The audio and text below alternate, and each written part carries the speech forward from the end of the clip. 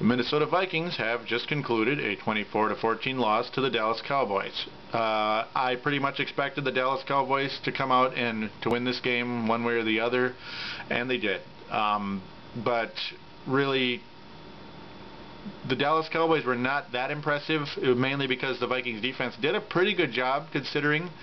They kept Tony Romo to 277 yards and only one touchdown, so nothing horrible, though Romo did complete 31 of 39 passes for 79.5%, which brings me to the other topic. Our quarterback, the Vikings quarterback anyway, Tarvaris Jackson, completed only 6 of 19 for a 31% completion percentage.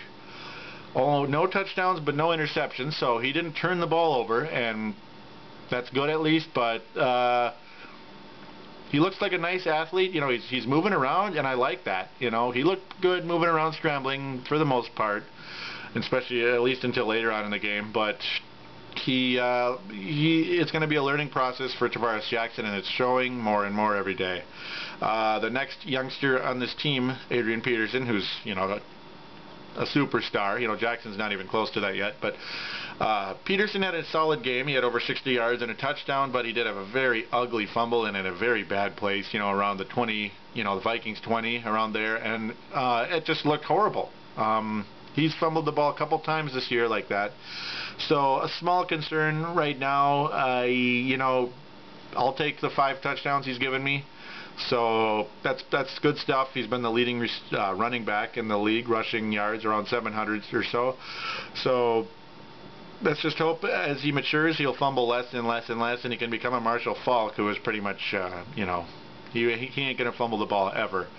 On to the next topic. Right now, it seemed down the line, every offensive series just got snuffed on the stretch. The Dallas Cowboys defense was just too much for us, and Jackson just looked, you know, like he was overwhelmed out there, as did pretty much the rest of the team. Williamson made 1 catch. It looked pretty cool. I like the nifty move he put on the guy. He made him fall, but it was like a 21-yard gain, and that was it. That was the highlight of the passing game today. So a huge struggle there. The Dallas Cowboys, clearly the better team, despite not having the greatest game from, you know, anybody other than, well, the defense did very well. Ellis had 2 sacks today. Both teams traded 3 sacks, so 3 sacks apiece on each side. So both defenses did a good job.